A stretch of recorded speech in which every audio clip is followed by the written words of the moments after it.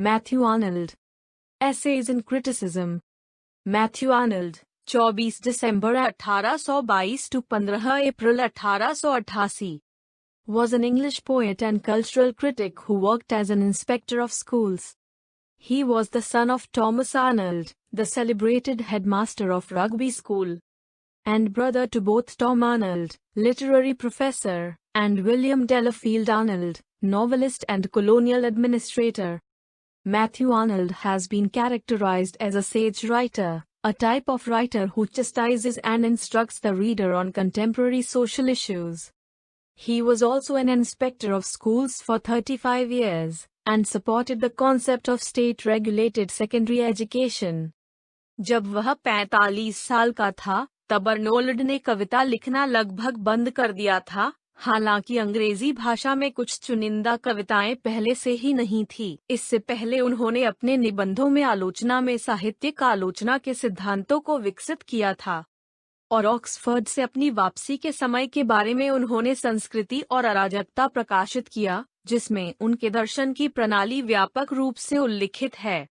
बाद में Saint Paul and Protestantism, literature and dogma और गॉड एंड द बाइबल में उन्होंने आधुनिक ज्ञान के प्रकाश के अनुसार ईसाई धर्म को समायोजित करने का प्रयास किया। अपने लेक्चर ऑन ट्रांसलेटिंग होमर में उन्होंने आलोचना और इसके महत्व पर विचार व्यक्त किए थे जो नए थे, और इसलिए प्रेस द्वारा कुछ प्रतिकूल चर्चा की गई थी। 1865 में एक आतंकवादी खुशी के साथ उन्होंने फिर से प्रवेश किया और ब्रिटिश अवधारणा की संकीर्णता को दिखाते हुए आलोचना में निबंध की पहली श्रृंखला में आलोचना के प्रांत को परिभाषित किया। अकादमियों का साहित्य प्रभाव एक ऐसा विषय था जिसने उन्हें फ्रांसीसी और अंग्रेजी लोगों की साहित्यिक प्रतिभा और कई व्यक्तिगत आलोचनाओं के बीच तुलना करने में सक्षम बनाया, जिसके बाद केवल उनकी महान और अब निर्विवाद स्थिति दोनों बढ़ी कवि और आलोचक के रूप में। दो सामान्य निबंधों का तर्क यहाँ दिया गया है।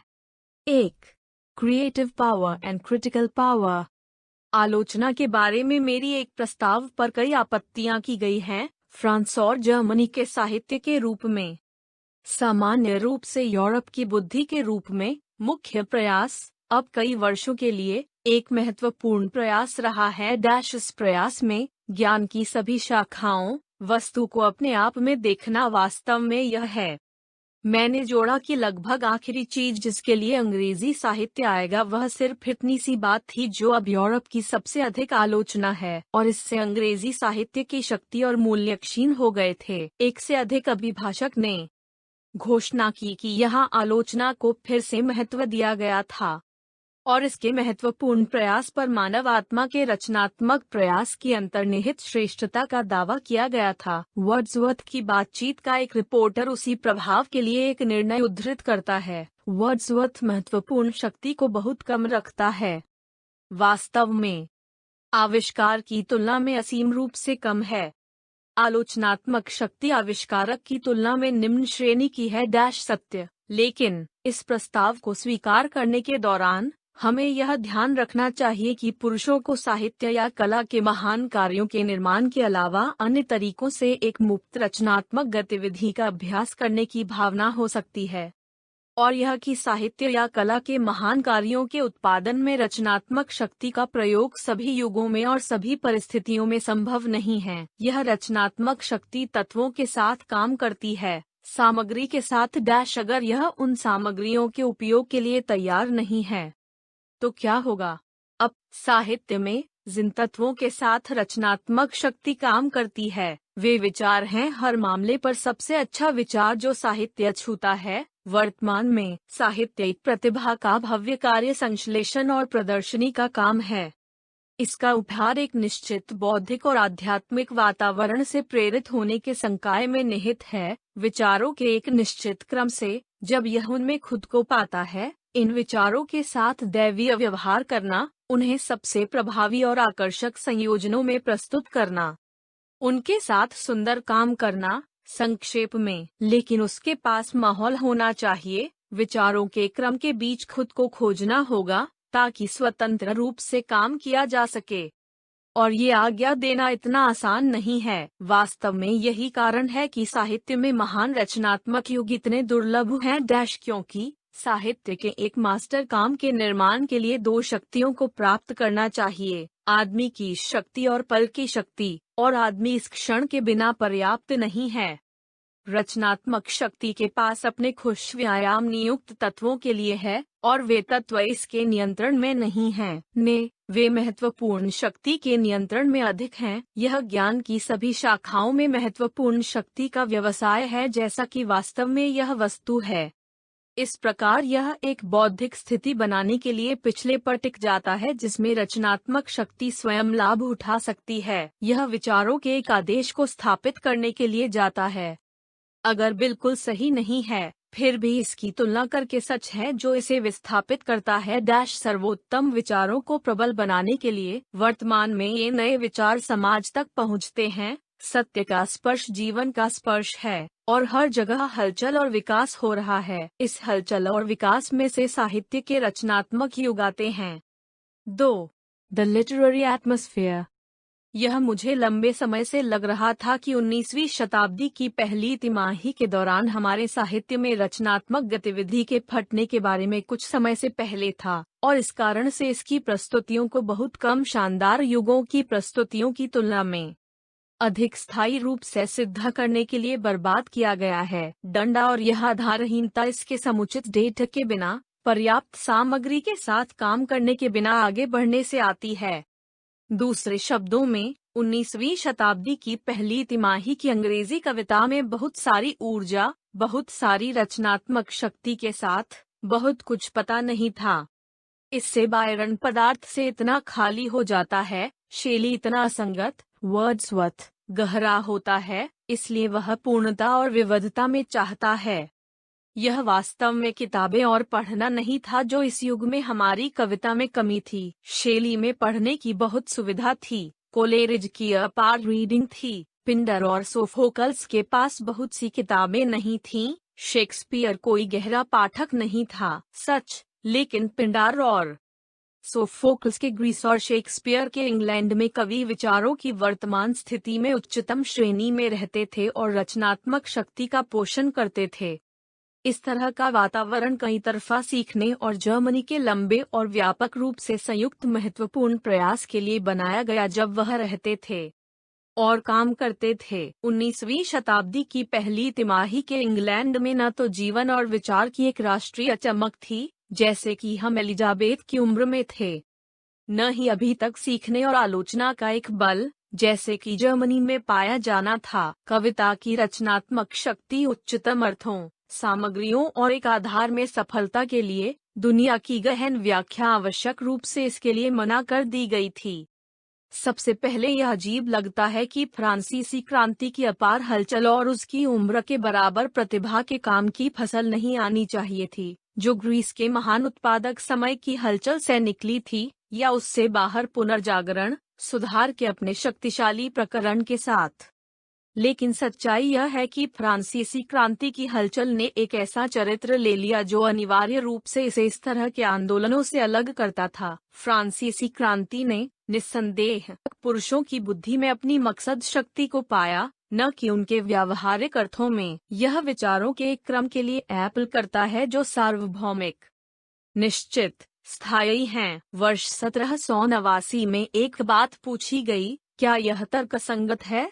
यह कि पूरे देश में एक उत्साह के साथ प्रवेश किया जाना चाहिए, क्योंकि शुद्ध कारण एक बहुत ही उल्लेखनीय बात है जब हम इस बात पर विचार करते हैं कि कितना कम दिमाग या कुछ भी इतना योग्य या दिमाग के रूप में तेज करना उन उद्देश्यों में आता है जो सामान्य रूप से पुरुषों की महान जनता को प्रभावित करते हैं। उन अपराधों और असफलताओं के बावजूद जिनमें वह खुद को खो देता है, फ्रांसीसी क्रांति व्युत्पन्न होती है, विचारों के बल, सच्चाई और सार्वभौमिकता से, जो इसे अपने कानून, एक अनोखी और अभी भी जीवित शक्ति के लिए लेती है। और यह है, और शायद लंबे समय तक रहेगा, इतिहास में सबसे बड़ी, सबसे अधिक दिलचस्प घटना।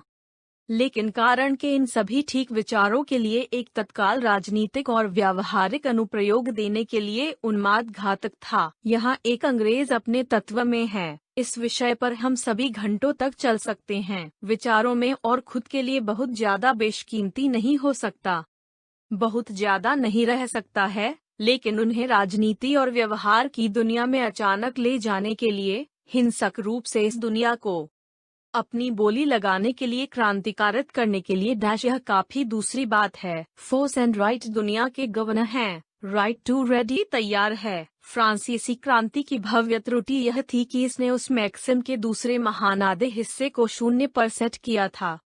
जब तक कि दाएं तैयार नहीं हो जाता और राजनीतिक क्षेत्र में उग्र रूप से भागते हुए खुद के विरोध में बनाया, जिसे मैं एकाग्रता का युग कह सकता हूँ। एकाग्रता के उस युग का महान बल इंग्लैंड था और एकाग्रता के उस युग की महान आवाज बुर्के थी। मैं इस बात से इनकार नहीं करूंगा कि उनकी लेखनी में हिंसा और आवेश की वजह से अक्सर अपमानित किया जाता है, और यह कि कुछ दिशाओं में बर्ग का दृष्टिकोण बाध्य था और उनकी टिप्पणियों में गलती थी। लेकिन जो लोग इन लेखन को अलग करते हैं, उनके लिए आवश्यक सुधार किए जा सकते हैं। उनका गहरा, स्थायी, फलदायी दार्शनिक सत्य है। उनमें एकाग्रता के युग का वास्तविक दर्शन है। अब इस देश में विस्तार का एक दौर खुल रहा है। हमारी भावुक भौतिक प्रगति के अवशोषित और क्रूर प्रभाव के बावजूद इस प्रगति से बौद्धिक जीवन की एक स्पष्टता का अंत होने की संभावना है। यह अंतिम महत्व है कि अंग्रेजी आलोचना को यह समझ लेना चाहिए कि इसे लेने के लिए अब कौन सा नियम लेना चाहिए। That rule may be summed up in one word: disinterestedness. 3. The virtue of detachment. निश्चलता दिखाने के लिए आलोचना कैसे की जाती है? अभ्यास से अलग रखने से, अपने स्वयं के प्रकृति के कानून का पूरी तरह से पालन करके, जो कि उन सभी विषयों पर मन का एक स्वतंत्र नाटक है जो इसे छूते हैं। इसका व्यवसाय बस उस सर्वोत्तम को जानना है जो दुनिया में जाना जाता है और सोचा जाता है, और यह ज्ञात करके ताजे और सच्चे विचारों की वर्तमान स्थिति बनाता है। वर्तमान में इस देश में आलोचना का प्रतिबंध क्या है? यह है कि आलोचना के हमारे अंग पुरुषों और पार्टियों के अंग हैं जिनकी सेवा करने के लिए व्यावहारिक छोर हैं, और उनके साथ उन व्यावहारिक अंत की पहली बात है, और मन का खेल दूसरा, इतना दिमाग का खेल जितना अभियोजन पक्ष के साथ संगत है। इन व्यावहारिक छोरों की चाहत सभी को है। रिव्यू डेस्टर्मॉन जैसा एक अंग, मन के मुक्त नाटक के लिए एक अंग के रूप में विद्यमान, हमारे पास नहीं है, लेकिन हमारे पास एडिनबर्ग रिव्यू है, जो पुराने विग्स के एक अंग के रूप में विद्यमान है। और जितना संभव हो उतना मन के खेल के लिए हमारे पास त्रैमासिक समीक्षा है, जो टोरीज के एक अंग के रूप में विद्यमान है। और जितना संभव हो उतना मन के खेल के लिए हमारे पास ब्रिटिश त्रैमासिक समीक्षा है, जो राजनीतिक डिसेंटर्स के एक अंग के रूप में विद्यमान है। और जितना संभव हो उतना मन के खेल के लिए हमारे पास द टाइम्स है, जो आम, संतुष्ट, अच्छी तरह से करने वाले अंग्रेजों के एक अंग के रूप में विद्यमान है। और जितना संभव हो उतना दिमाग के खेल के लिए, और इसलिए हमारे समाज के सभी भिन्न भिन्न राजनीतिक और धार्मिक हर अंश के माध्यम से, जैसे कि आलोचना का अंग है, लेकिन एक स्वतंत्र विमुक्त खेल के सामान्य आनंद में सभी अंशों के संयोजन की धारणा से मिलता है कोई एहसान नहीं। फिर भी कोई अन्य आलोचना किसी भी वास्तविक अधिकार को प्राप्त नहीं करेगी, या इसके अंत की दिशा में कोई वास्तविक रास्ता नहीं बनाएगी। सच्चे और ताजा विचारों की एक धारा का निर्माण। यह कहा जाएगा कि इस तरह से भारतीय टुकड़ी का आलिंगन करके आलोचना अपने आप में एक धीमी और अस्पष्ट कार्य की निंदा करती है, लेकिन यह आलोचना का एकमात्र उचित कार्य है जो कोई भी चीजों को देखने के लिए खुद को सेट करता है। वे खुद को बहुत छोटे सर्कल में से एक पाएंगे, लेकिन यह केवल इस छोटे से चक्र द्वारा अपना काम कर रहा है कि पर्याप्त विचार कभी भी सभी को मिलेंगे, व्यावहारिक लोगों के लिए ठीक भेदों के लिए उपयुक्त नहीं है। और अभी तक इन भेदों में सच्चाई और उच्चतम संस्कृति उनके खाते का पता लगाती है। कार्य करना इतना आसान है, जैसा कि गोएथे कहते हैं, और सोचना इतना कठिन है। आलोचना को व्यावहारिक आत्मा की स्वतंत्रता और उसके उद्देश्यों को बनाए रखना चाहिए। भले ही आदर्श के क्षेत्र में असंतोष व्यक्त करना चाहिए, लेकिन वे व्यावहारिक रूप से असंतोष व्यक्त करते हैं। यह उन तत्वों का अध्ययन और प्रशंसा करने के लिए उपयुक्त होना चाहिए जो आध्यात्मिक पूर्णता की पूर्णता के लिए चाहते हैं, भले ही वे एक शक्ति से संबंधित हों जो व्यावहारिक क्षेत्र में पुरुषवादी हो सकता है। शक्तियों की आध्यात्मिक कमियों को समझने के लिए यह उपयुक्त होना चाहिए कि व्यावहारिक क्षेत्र में लाभकारी हो सकता है। दुनिया में जानी और मानी जाने वाली सबसे अच्छी चीजों की प्रकृति से अंग्रेजी विकास नहीं हो सकता है, विदेशी होना चाहिए। चीजों की प्रकृति से, फिर से, यह सिर्फ इतना है कि हम कम से कम जानने की संभावना रखते हैं, जबकि अंग्रेजी विचार हमें हर तरफ से स्ट्रीमिंग कर रहा है और उत्कृष्ट देखभाल करता है कि हम इसके अस्तित्व से अनभिज्ञ नहीं होंगे। अंग्रेजी समीक्षक को विदेशी विचार पर अधिक ध्यान देना चाहिए और इसके किसी भी हिस्से पर विशेष ध्यान देने के साथ जो अपने आप में महत्वपूर्ण और फलदायी है। किसी भी कारण से विशेष रूप से उसके बचने की संभावना है। फिर न्यायाधीश को अक्सर आलोचक का व्यवसाय कहा जाता है और इसलिए कुछ अर्थों में यह है, लेकिन जो निर्णय लगभग असंवेदनशील और स्पष्ट मन के साथ ताजा ज्ञान के साथ होता है वह मूल्यवान है, और इसलिए ज्ञान, और कभी कभी ताजा ज्ञान, अपने लिए आलोचक की बड़ी चिंता होनी चाहिए और यह ताजा ज्ञान का संचार करके और अपने स्वयं के निर्णय के साथ साथ एक साथी और सुराग के रूप में पारित करने देता है कि वह आमतौर पर अपने पाठकों के लिए सबसे अच्छा करेगा। दुनिया में ज्ञात और विचार किए जाने वाले सर्वश्रेष्ठ के मानक के पास जाने के लिए प्रत्येक आलोचक को अपने स्वयं के पास कम से कम एक महान साहित्य होना चाहिए और अपने खुद के बेहतर के विपरीत आलोचना के लिए मैं यूरोप के संबंध में बौद्धिक और आध्यात्मिक उद्देश्यों के लिए एक महान संघ, एक संयुक्त कार्रवाई के लिए बाध्य और एक सामान्य परिणाम के लिए काम कर रहा हूँ। मैं शुरुआत में जो कुछ भी कहता हूँ उसके साथ निष्कर्ष निकालता हूँ। रचनात्मक गतिविधि की भावना के लिए आलोचना से इनकार नहीं किया जाता है, लेकिन तब आलोचना को अपने ज्ञान को व्यापक, सरल, लचीला, उत्साही बनाना चाहिए। तब यह हो सकता है कि कोई अवमाननात्मक उपाय न हो।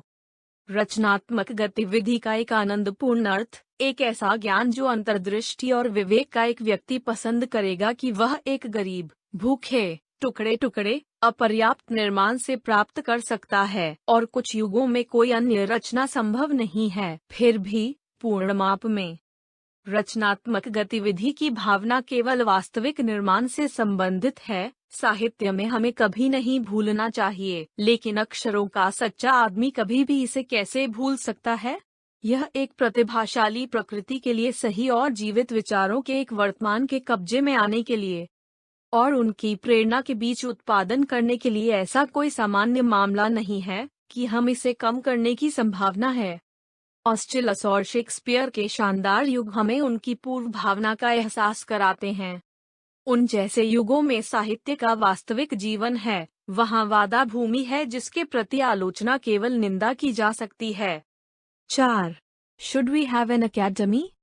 पेलिसन और डॉलिवेट द्वारा फ्रेंच अकेडमी के इतिहास की तरह एक पुस्तक को नीचे रखना असंभव है। इस स्वभाव के संभावित कारणों पर फ्रेंच अकेडमी जैसे किसी भी संस्थान के हमारे देश में अनुपस्थिति को प्रतिबिंबित करने के लिए नेतृत्व किया जा सकता है और इसके परिणामों पर भाषा का सुधार उस अकेडमी के संचालन के लिए घोषित भव्य उद्देश्य था। नीव की इसकी विधियां स्पष्ट रूप से कहती हैं कि अकेडमी का प्रमुख कार्य हमारी भाषा को सुनिश्चित नियम प्रदान करने के लिए सभी देखभाल और सभी परिश्रम के साथ काम करना होगा और इसे शुद्ध, सुवक्ता और कला और विज्ञान के उपचार में सक्षम बनाना होगा। ऐसा कहा जाता है कि रिचर्डेलो के दिमाग में यह बात थी कि फ्रेंच को लैटिन में अपने सामान्य क्रम में सफल होना चाहिए, क्योंकि लैटिन में ग्रीक सफल हुआ था। यदि ऐसा होता तो भी यह इच्छा कुछ हद तक पूरी होती। यह सब उनके दिमाग में नहीं था। नई अकेडमी का मतलब एक साहित्यिक न्यायाधिकरण,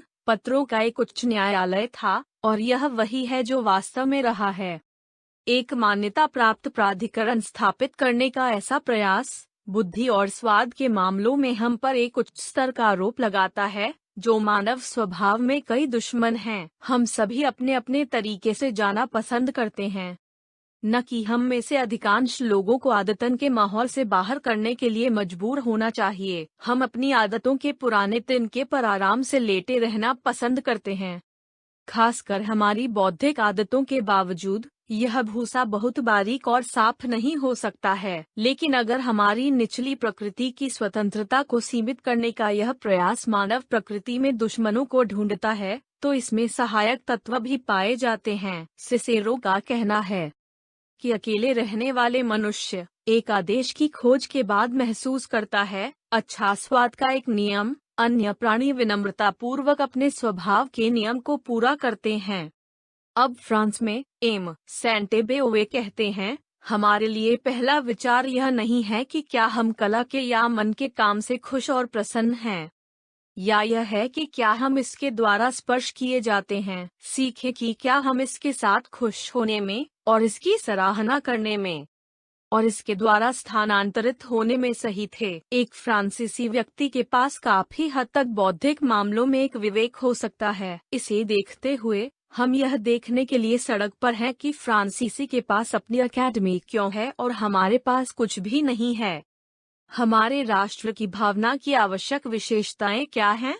हमारे सबसे बड़े प्रशंसक हमारे लिए एक खुले और स्पष्ट दिमाग, एक त्वरित और लचीली बुद्धि का दावा नहीं करेंगे, बल्कि वे हमारी प्रमुख आध्यात्मिक विशेषताओं ऊर्जा और ईमानदारी के रूप में आरोप लगाते हैं।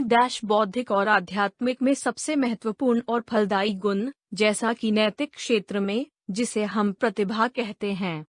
ऊर्जा सबसे आवश्यक हिस्सा है। अब वह ऊर्जा जो जीनियस का जीवन है, जो सब कुछ मांगती है और उससे ऊपर उठती है। स्वतंत्रता है।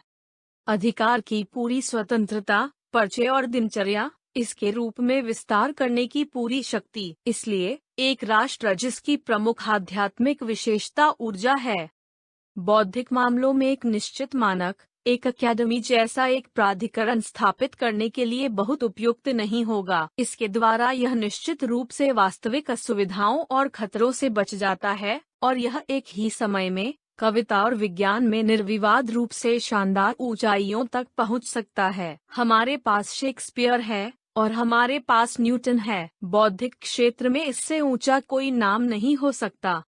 दूसरी ओर बौद्धिक कार्यों के कुछ आवश्यक कार्य विशेष रूप से दिमाग की तेजता और बुद्धिमत्ता के लचीलेपन का परिचायक हैं।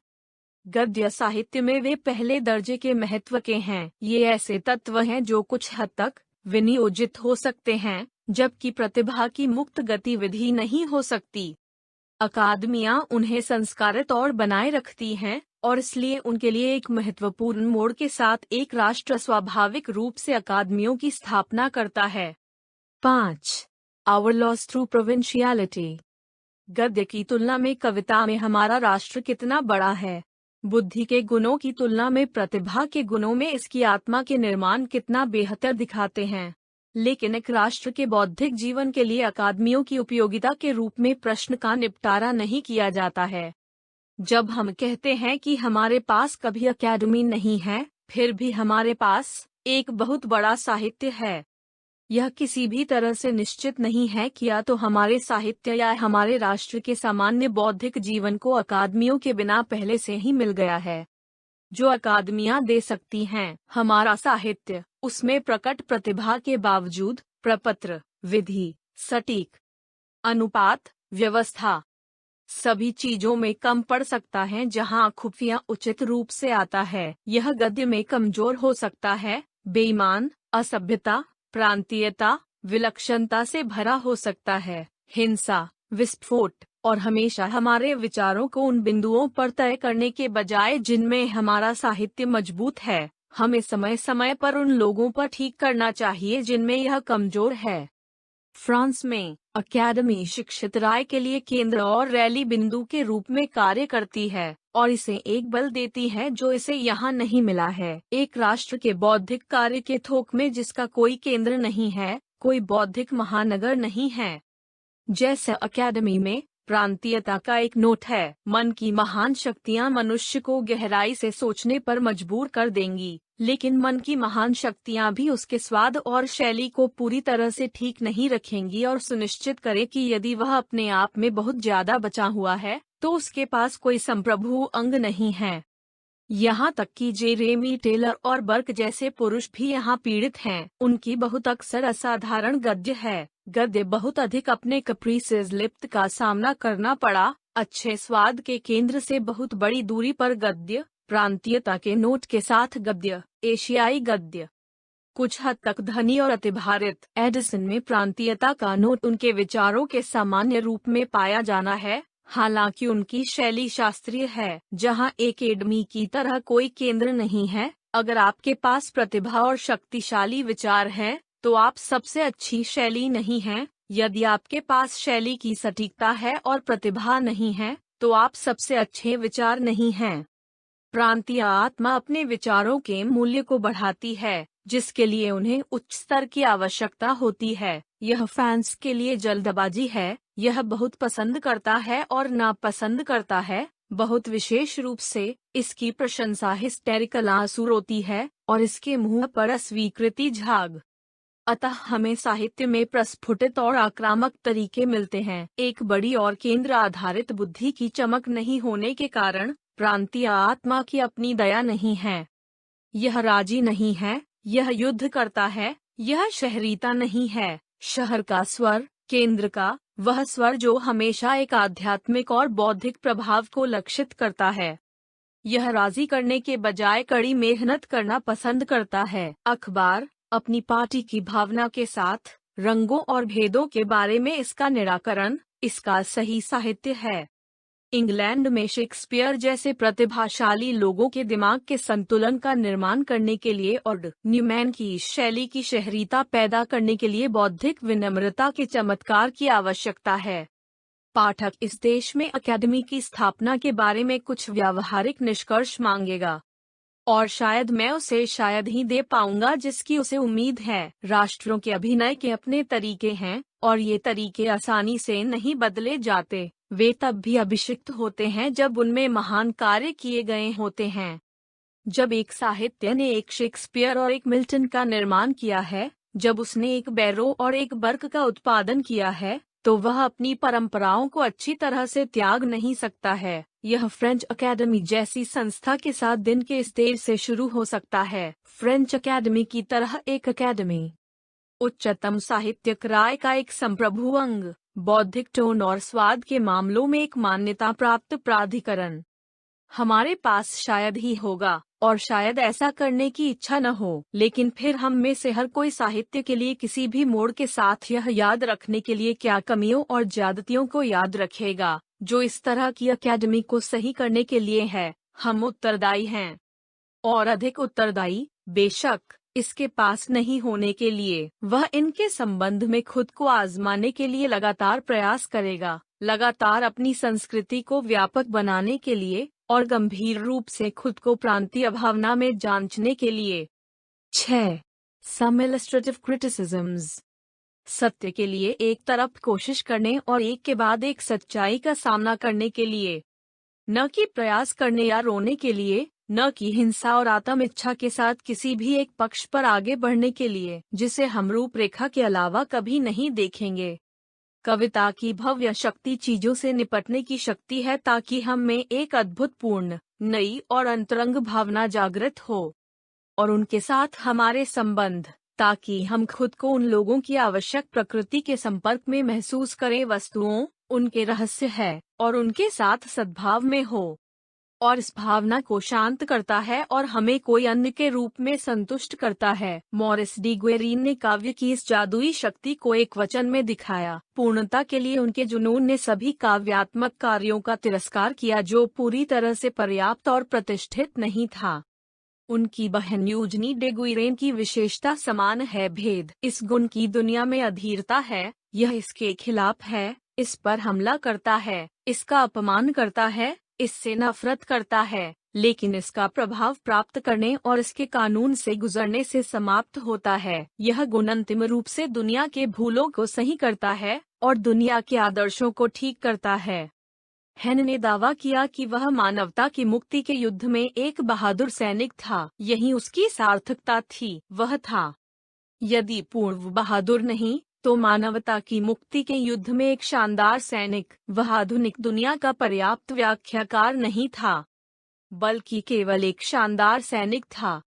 1754 में जन्मे और 1824 में मरते हुए जोसेफ जॉबर्ट ने अपना जीवन छिपाने के लिए चुना, लेकिन वह सत्य की खोज में और असाधारणता की अनुभूति में असाधारण शालीनता का व्यक्ति था। वह प्रकाश के उन अद्भुत प्रेमियों में से एक थे। जब उन्हें आगे रखने का विचार आता है, तो पहले उस पर लंबे समय तक ध्यान देना चाहिए, और जब तक वह चमकता है तब तक धैर्यपूर्वक प्रतीक्षा करें। विषय का अंत। धन्यवाद।